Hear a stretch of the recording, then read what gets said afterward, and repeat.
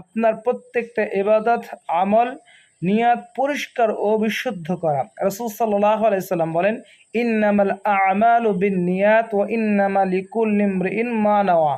আমল সমূহ নিয়াতের উপরে নির্ভরশীল, নিশ্চয় মানুষ যা নিয়াত করে তাই প্রতিফলিত হয়। বুখারী, মুসলিম, মিসকাত।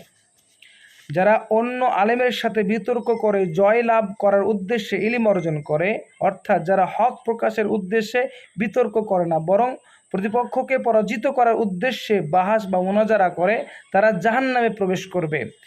মূর্খদের সাথে বাকবিতণ্ডা, ঝগড়া, তর্ক বিতর্ক করার জন্য যারা ইলম অর্জন করে তারা জাহান্নামে যাবে, কেননা এই বিদ্যা অর্জনের পিছনে অশুভ উদ্দেশ্য থাকে।